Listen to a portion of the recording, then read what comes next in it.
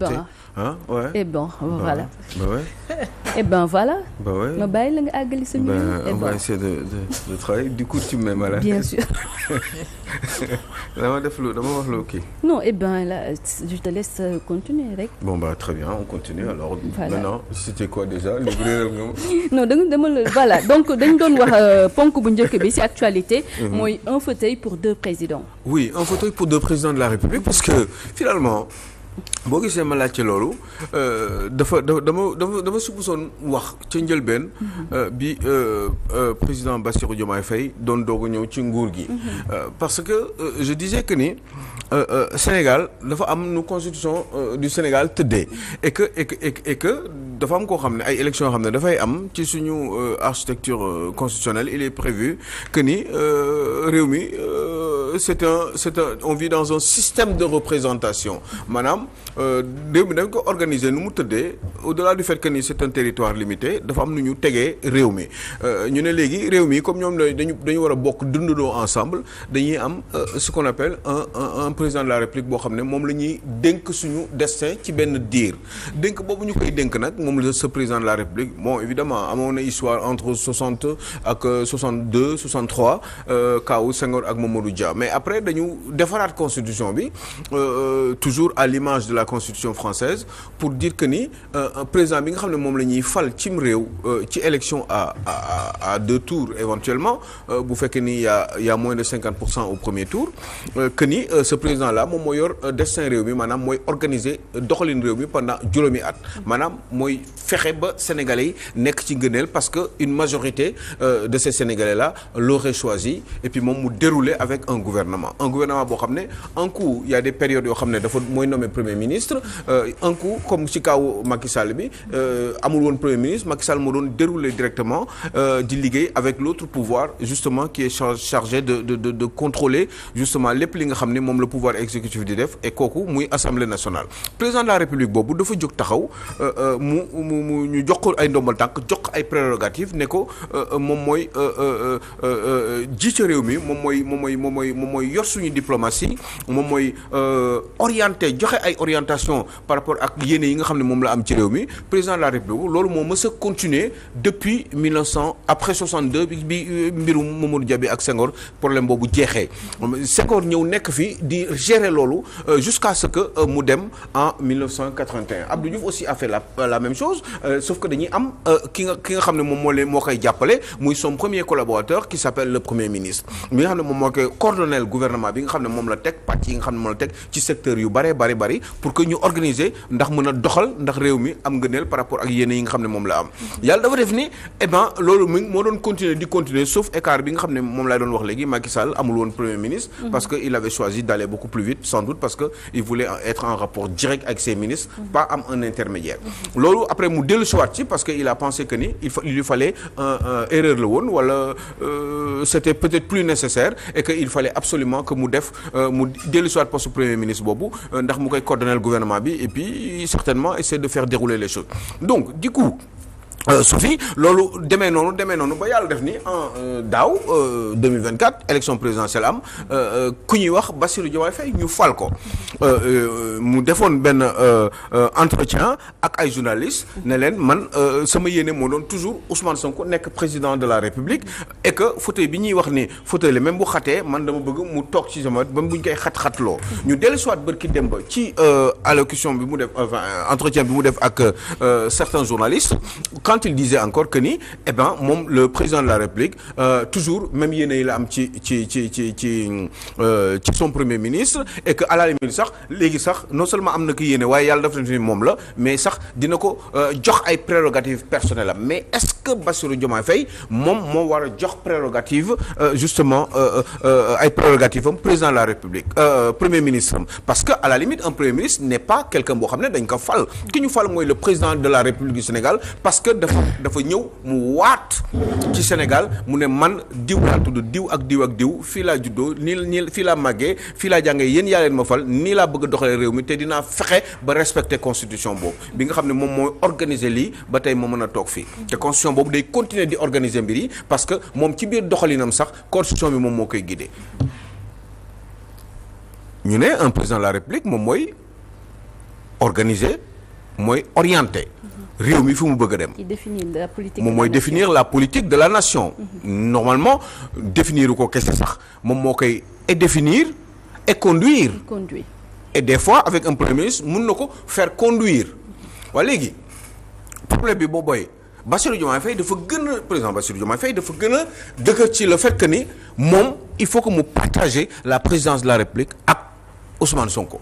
Alioune dogguma la mais est-ce que ceci ne revient pas à dire moom li mu doon wax comme quoi que dafa bi ñu leen falee moom dafa ne woon ne par exemple il voulait renforcer les pouvoirs du premier ministre est-ce que du si yoon boobu la nekk. mais bu ko buggee nañu changer constitution bi. loolu amul problème nañ ko changer te li gën a yomb sax Sophie mais waxoon naa ko fii il y a 8 mois. c'est que dañ ma dul vaar quoi ci yu baax yi mais waxoon naa ko. newoon naa leen mais pourquoi il ne démissionnerait pas. et qu'il organise des élections présidentielles. comme ça yéene bi mu am ci Ousmane Sonko mu am nañu def ay élections anticipées élections présidentielles anticipées mën na ko def il suffit juste que mu dénkaane bu démissionné woon parce que président mën na démissionner de manière discrétionnaire maanaam mën na ne yow suba teel ne man dama bëgg bàyyi pour des raisons qui me sont propres je ne suis pas obligé ma wax leen yéen lan moo tax ma bàyyi waaye bàyyi naa bu xasee ba bàyyi constitution boobee dafa am lu mu wax nee na ko bu boobaa am ngeen téeméeri fan yu manqué fukk 90 jours. comme ni ko juróom-ñeent fukki fan. njël mi am na juróom-ñeent fukki fan. pour ngeen organiser waat ay élections. bu boobaa ki nga xam ne moom mooy le président de l'Assemblée nationale moom mooy gérer les affaires courantes. ba nga xam ne bu ko gérer dina organiser waale en même temps les élections présidentielles. comme ça bu boobaa yéene bi mu am. comme ils ont une majorité et ils pensent toujours l'avoir bu boobaa ay élections présidentielles am bu élection présidentielle amee bu boobaa Ousmane Sonko nekk président de la République. comme ça il aura les pleins pouvoirs et lui peut-être même il sera le premier ministre de Ousmane Sonko. pourquoi pas donc lan mooy problème bi au jour d'aujourd'hui parce que finalement mais Bassirou Diomaye Faye la ñu fal.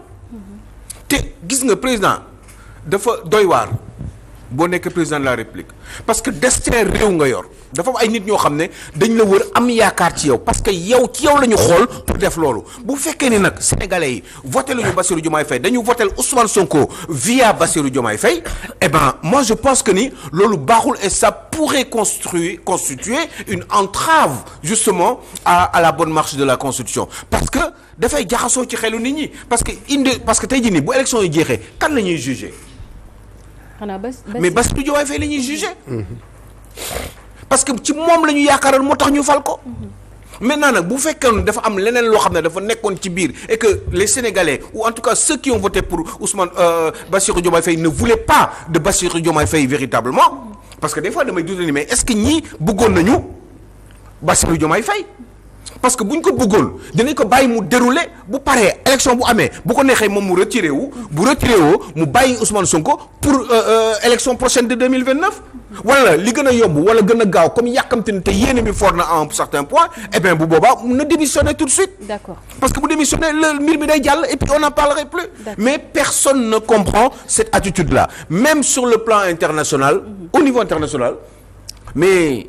Est-ce que adduna bi am nañu considération véritablement ci Bassirou Diomaye Faye c'est une question que je pose moi je voyage te damay dégg ay nit ñi di wax ci adduna bi li ñuy wax on ne comprend pas votre président il sert à quoi vous voulez qu'on réponde quoi wala bokk vous êtes dans un régime parlementaire rigide parce que bu boobaa sax comme Israël comme en Allemagne comme dans certains pays du monde où effectivement comme l'Angleterre eh ben bu boobaa ñu ne fii c'est le premier ministre qui détermine et conduit la politique de la nation bu boobaa d'accord na ñu ne léegi président amatul njëriñ président il est là juste à titre symbolique nekku fi pour di doxal mais yoon moo ne président moo war a doxal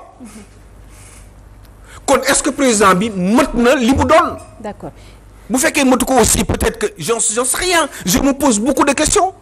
bon léegi man xam nga lu ma bëgg a laaj bon est-ce que tamit du bon parce que Sénégalais yi depuis bi loolu amee ñun nit yaa ngi wax ne que loolu du dem est-ce que ñoom bëggul wane wala moom ak Sonko bëgguñu wane loo xam ne wan nit ñi non yéen li ngeen di wax bien vrai mën na nekk maanaam nit ñi parce que moom deux kii yaa ngi nii deux phases de conférence de presse yi mu def yëpp ak journalistes yi wax bi day ñëwaat.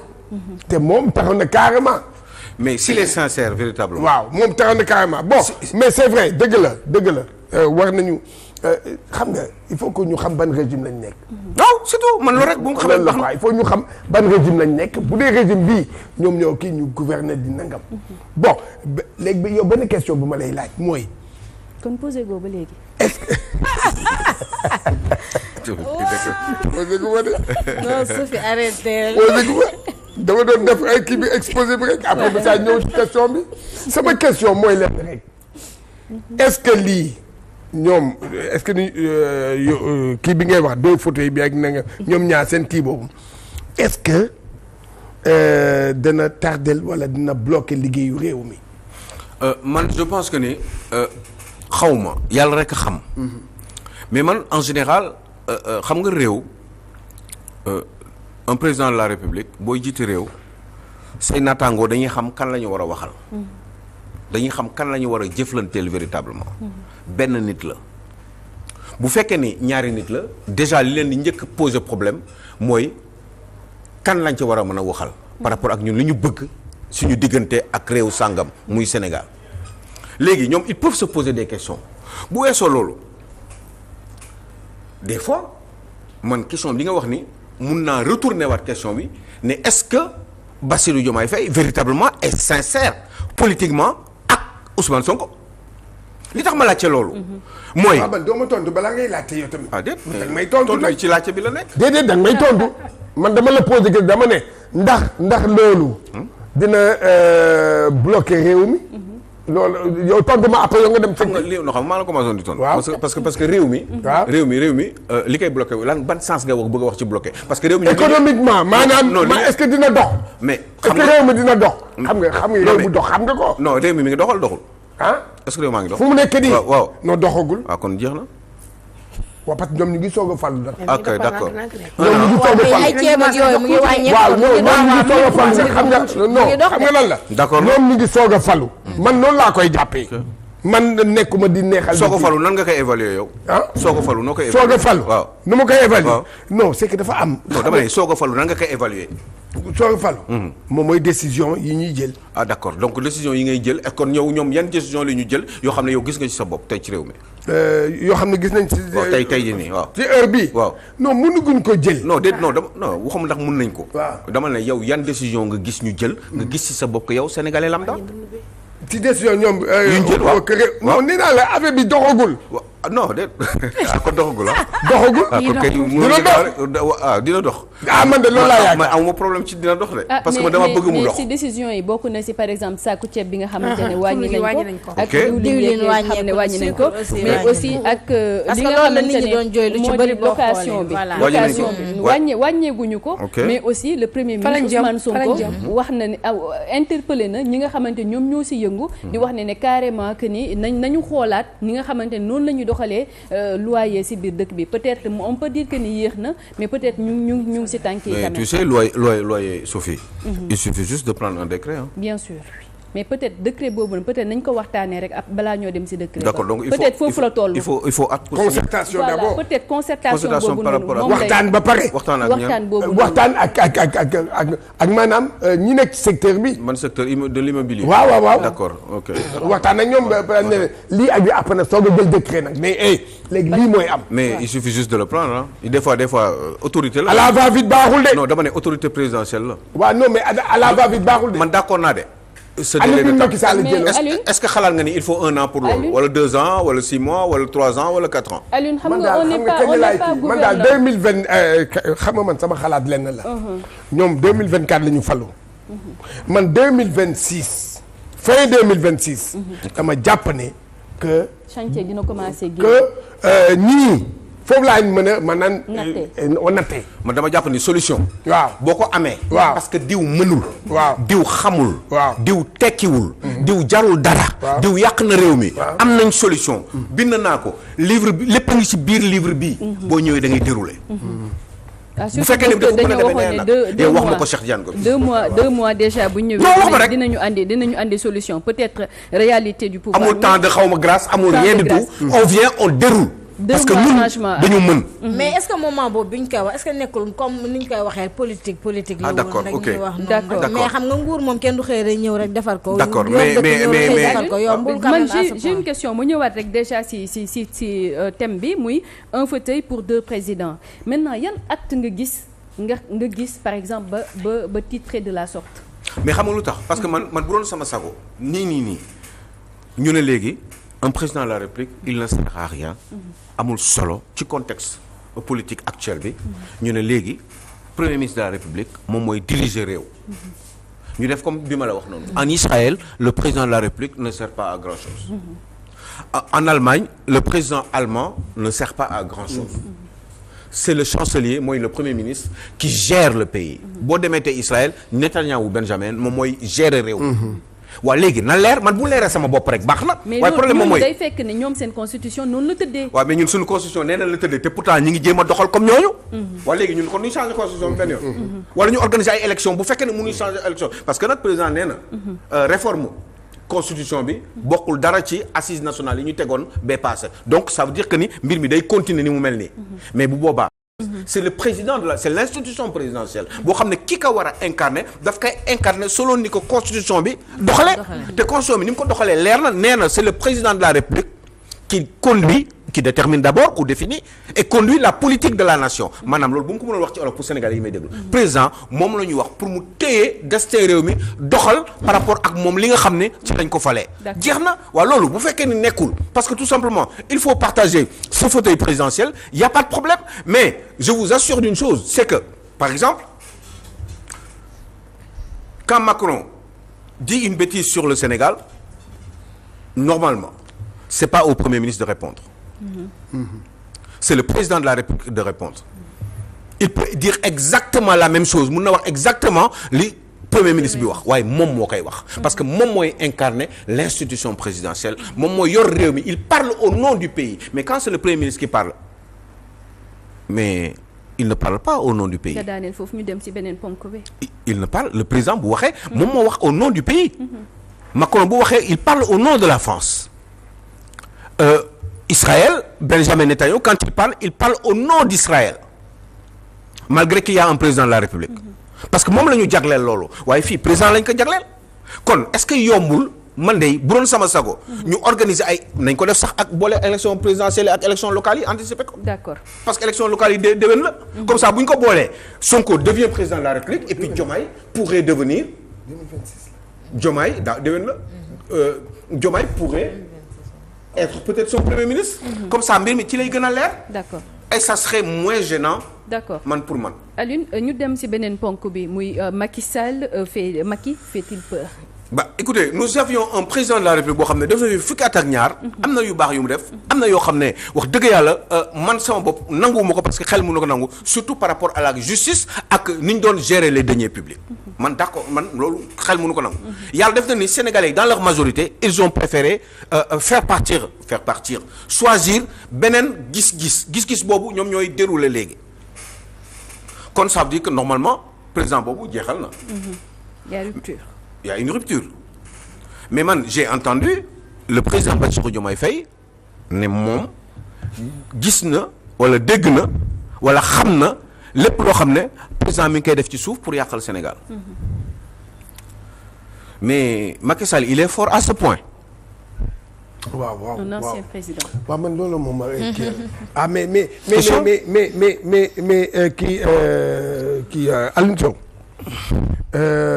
ku la ëpp relation mën na la yàqal yow bu ma la ëppee relation. waaw mën naa la yàqal ci lépp lu ngay def man ma daaneel ko ah loolu de loolu man foofu laa koy jëlee. mais un président un simple citoyen Macky Sall moo ëpp relation moo war a ëpp relation. un ancien chef d'État mais un ancien chef d'État. mais entre un ancien chef d'État et un nouveau chef d'État. waaw normalement. waaw c'est le nouveau chef d'État qui doit être plus fort. waaw et bu fekkee l'ancien chef d'État.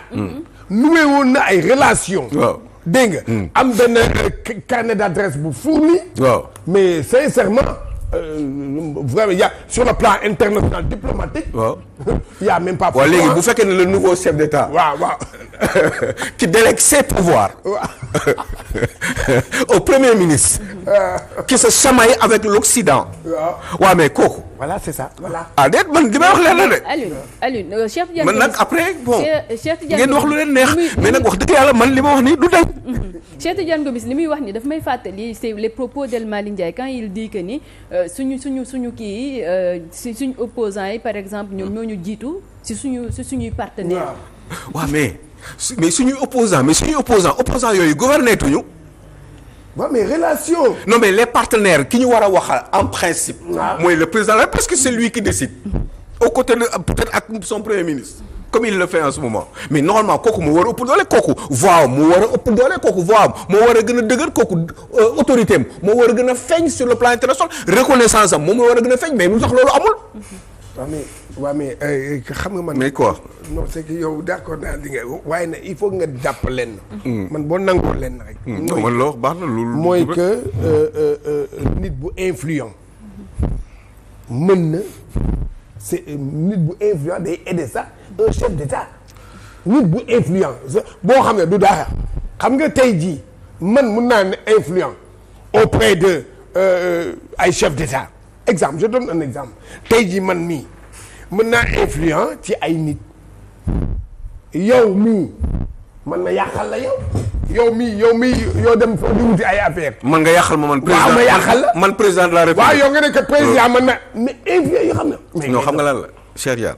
mais xam nga man booy wax loolu dama naan man damay xalaat. ma jox la exemple en Afrique. temps ñoom Chirac ay ñoom y avait Foccart. Jacques Foccart. xam nga Jacques Foccart. président yu njëkk yooyu yëpp ay Mitterrand ay Chirac ay ñoom ñëpp mais ci moom lañ doon jaar parce que il était influent et pourtant nekkuloon dara. bon léegi ñoom lu tax influent wuñu. bon kaay Jimmy Carter. Jimmy Carter bi gaañu temps yi passé. ancien président des États-Unis. absolument démocrate. voilà mais kooku il a bi mu wàccee bi mu nekkulee président. d'accord na. mais il a été quelqu'un d'influent. bu doon aider maanaam yenn chef d'État yi. même di aider maanaam les présidents démocrates ou bien républicains. aux États-Unis. waa léegi c'est simple. bu fekkee ni yow président de la République nga te sa prédécesseur daf la gën a influent bu fekkee ni li nga wax loolu la. waaw. mais non d'accord hypothèse bu nekk loolu. mais boobaa nga dem seeti ko. nga dem dimbali la. waaw am na loolu tam parce que mais non c'est que Diomaye a dit Diomaye li mu wax boo déggee waxam rek ci waxam. dégg nga Macky Sall dégg nga man yëg naa yi muy def donc ce qui veut yi muy def yooyu arrangé wu ko. bon loolu la bëgg a wax. loolu la Diomaye président Diomaye bëgg a wax. xam nga déjà loolu li muy def mu ngi yàqal moom mii. Macky Sall mu ngi yàqal suñu liggéey. d'accord loolu laa man daal loolu laa mais Macky Sall bi ñuy wax ni moo koy yàqal. waaw ci li ma dégg. moo xam ndax dëgg loolu du dëgg mais même bu doon dëgg sax moom Diomaye waru ko wax parce que un président du waxee noonu. mais même kon Macky Sall même bu fekkee ni moom loolu dëgg la. hypothèse. dina ma xaw a jaaxal xam nga tax mu may jaaxal. parce que xam nga américains yi Donald Trump bi mu yegsee. li mu njëkk a def xam nga mooy lan. mooy nee na day suspendre. Cheikh Diagne Gomis yaa ngi may dégg bu baax a baax. nee na day arrêter. aide au développement yi mu doon joxe. dans le cadre du MCA. moom Donald Trump. ñun Sénégal ça devait tourner autour de entre 315 ak 320 milliards. allez-y Aliou. entre 315 ak 320 milliards. Donald Trump ne. réew yëpp yi ma daan dimbali. di leen jox ay xaalis sàngam. Sénégal entre 315 18 yooyu. milliards de francs CFA la. mu ne réew yëpp dama koy arrêté sauf je pense Égypte ak xaw ma ban dëkk. ñaar ñooñu rek laa dul arrêté aide yi ma leen doon mais ñi si des yëpp damay arrêté aide yi ma leen doon. kan moo ko. Donald Trump mu doog a yegg. waaw. waaw mais dégg naa Macky Sall moo réglé problème bi de. Macky Sall. waaw waaw dafa influent. non waxuma dafa influent de man du foofu laay waxee. fi may waxee mooy ku lay yàqal est-ce que dina def loolu. non mais attends non dama laajte rek seetaan li may laajte la. yow loolu nga gis waaye li nekk suuf yow maa ngi yow ñu ngi nekk ci fii Walfadjri yow maa yow nii ñuy kii nii ngay gis ne man ma lay defal yéen mais xamuloo xam nga ni dafa kii mais période bi ñu nekk nii. booy dem di wuti ay 32 milliards. 35 milliards di ko leb. yow président de la république ñu xañoon la benn 318 milliards. moom mu lijjanti. ci influence yi ngay wax. bien sûr.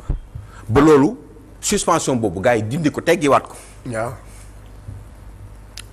delloo Sénégal liñ ko bëggoon dindil. mais kooku ku bëgg a def loolu. ku la defal loolu au moment où yow yaa ngi wuti ay 32 milliards pour régler les urgences. selon yow. mais kooku la teggi loolu kooku bëgg na nga yàqale. surtout pour un début nga nekk si pour un début début difficile. non man damay laajte rek. waaw dëgg la waaw. donc bu fekkee ne dëgg la. moom non seulement waru ko woon wax même bu fekkee ne du dëgg aussi waru ko woon wax loolu moom daf ko waroon lijjanti avec son prédécesseur ça veut dire que ni. on lui a posé la question. non xam nga mais non mais loolu non déet on lui a pas demandé est-ce que Macky Sall dafa am yu muy def ci suuf est-ce que Macky Sall daf lay xeex yow laaj ñu ko. Il y a des secrets d'État. ci biir waxtaan la ne Macky Sall diggi jëg naa yu muy def ci suuf te loolu kuy xalaat tuuti day xalaat ni Macky Sall daf koy jéem a yàqal. man je veux bien mën na nekk. automatiquement kay sa xel. mais man waxuma ne mën na nekk mais waxuma mu nekk na de mais mën na nekk mais loolu boo demee ba ubbi sa gémmiñ sax man pour ma war a wax loolu mais boo demee ba ubbi sa gémmiñ da nga war a leeral lan la. sinon nga noppi. D'accord. lijjanti ko neneen yow yaa xam. yow yaay président de la République Sénégal moo tax may xalaat ni est-ce que dañu ragal Macky Sall wala est-ce que Macky Sall fait-il peur wala est-ce que ñoom xalaat nañ ni fu ñu toll nii ji jiite réew yor lu toll ni réew. nga am ay avantages war a mën a indi ay bailleurs. yow kële gën la fort kële nga xam ne nekkatul président. ça me pose un problème ça veut dire que ñoom seen niveau d'influence ci àdduna bi doxul parce que nag. un président de la République diplomatie la xam nga fii coow da fi mosoon am ma waxoon leen ko mais da ngeen koy fàtte dama leen ne wax naa ko fi sax sànq léegi tuuti. gis nga un président de la République ñi ngay liggéeyal ci àdduna bi il faut ñu xam yow yaay kan ak lan nga bëgg il faut ñu xam kan mooy seen véritable interlocuteur. parce que dafa am ay enjeux yoo xam ne géostratégique yoo xam ne ñoom dañ koy bëgg seq ak yow bu fekkee ni dañu am ay doute parce que xamuñu. kan moo contrôler réew mi dëgg mooy duo boobu bu fekkee ne am na kenn koo xam ne rek ànduñoo ak ñoom ci gis-gis eh ben day xaw a doy waar parce que mun nañ ne finalement lui bu fekkee ni am na lu ñuy nar a defante ak ñoom gëmuñu ni dina respecter sa parole parce que peut-être que ni à moins que ñu am chance déggoo ak ñoom ñaar ñëpp mais en général ils ne prendront pas ces risques parce que y a des choses qui se disent entre eux président bi mun na génn ci benn waxtaan ak beneen naataangoom ci beneen réew il n'est pas obligé d'en parler à son premier ministre il n'est même pas obligé des fois pour des intérêts encore une fois géostratégiques d'en parler même à sa femme. D'accord. parce que dafa relever ci intérêt supérieur de la nation. nga bàyyi nga daaneel foofu. je vous assure. parce que xam nga li ma leen wax sànq da ngeen ko déggul. wala bàyyiwu leen ci xel torop. oui. quand Macron.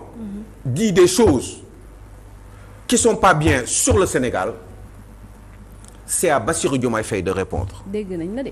c'est pas au Premier ministre de répondre. alors kay ko wax nga ko ba ñu dégg la bu baax. parce que non xam nga tax ma ci insister. mooy président yi dañuy waxante ñoom ci seen biir. xam nga Bassirou Diomaye Faye dafa demoon France. bi mu demee France ñu génn ñu ne ñoom dañu décider pour renforcer seen coopération entre les pays xam nga kuy renforcer mooy li fi nekkoon dañ koy gën a. dëgëral. léegi ma laaj la benn question comme ça foofu nga daaneel. Aliou comme ni nga waxee Diomaye moo dem ci Macron di ko waxtaan. exemple la mënoon naa joxe yeneen. non xaar moo dem foofu. dem na foofu waxtaan na génn na rek son premier ministre ñoo koy attaqué waaw léegi est-ce que Diomaye ak Sonko déggoowuñu ci dara li ñu waxante ci suuf peut-être loolu am na loo xam ne wax nañ ko suuf loo xam ne arrangé wul Sénégal léegi moom mu déggoo ak premier ministre am. moom premier ministre am waa léegi bés bu coow jibee waaw. ki nga séqal kan lay waxal ki nga séqal sa naataango bi kan lay wax bu coow jibee waaw xam nga luy renforcer est-ce que waaw renforcer mooy li fi nekk waaw ñu gën ko dëgëral gën ko yokk mais ki nga bëgg renforcer sama diggante ak yow Cheikh Diane Gomis du ma xuloo ak yow wala boog non amul problème foofu non bu dee amul problème ngeen dem amul problème parce que man problème laa fa gis moment boobu je peux me tromper nag peut-être yéen am na problème peut-être wala peut-être amul problème tout va bien mais une chose est sûre liy war a tax nit ñi di am ay doute surtout man mi nga xam ne xam naa tuuti quand même li xew ci àdduna bi te damay déggoo di waxtaan ak ay nit ci àdduna bi te yow loolu yéen mënu leen ko comprendre loolu. d'accord parce que du lu ñu mën a wax. mënuñu ko comprendre ñu bàyyi la nga waaye bis dina daaneel jot foofu nag waaw bés dina jot. incha allah kan moo ko doon wax sëñ Mansour Sy lan la doon wax bis du ñàkk. bés du ñàkk sëñ Mansour Sy Djamil. donc Macron peut-être kàddu yi mu waxoon moom moo fooroon trop que ils ne sont pas reconnaissants et que peut-être tamit xolu Sénégalais bi yëngu. mais na Bassirou Diomaye Faye wax pire que Ousmane Sonko. bien sûr waaye Bassirou moo ko war a tontu. bien sûr. foofu laay waxee de. waaw daane la. tàggatoo. ma daane wala ma tàggatoo. nga tàggatoo Alioune. ma tàggatoo xanaa di leen sant bu baax a baax. sama benn xarit damaa fàtte turam. tey la anniversaire am. kon du sa xarit de. waaye léegi nan laay def ak moom. léegi Alioune fàtte nga tuure tàggatoo rek. fàtte ne ko maa ngi lay yow sama xarit bi nga xamante ne yow yaay waaw, anniversaire waaw. tey. ma fàtte tur bi. comme man sama xarit Khadija bu sëñ Mansour. xam nga waaw. day anniversaire tey. waaw souhaité naa ko joyeux anniversaire léegi yow da nga ko naan yow sama xarit bi nga xamante yow yaay anniversaire tey te xaw ma sa tur maa ngi lay souhaité joyeux sama anniversaire. xarit bi nga xam ne yow yaay anniversaire te xaw ma sa tur yow soxna su baax soo see. mooy kan. yow nag gis nga yow. léegi gis nga yow ni nga mel baaxul. yow Bàyyi maa ngi ko lay rek wax ba mu pare. maa ngi lay souhaiter un très joyeux Waa kan la? anniversaire. sama soxna su baax soo see. LCC. léegi Ah? LCC. Alioune pare nga Alioune pare nga taal baa ngi dem. LCC. ah nee na LCC ah waaw vous savez. d'accord. waaw kon xam nga ko dégg nga léegi pare Kéba maa ngi koy nuyu bu baax a léegi pare baax nga sama léegi rakk ji non sama balaa doom ngaa ji. àggal sa nuyoo bi léegi soxna soo see. waaw. xamante ne yaa xaritoo ak Alioune Sow bul yeboo nga bokk parce que moom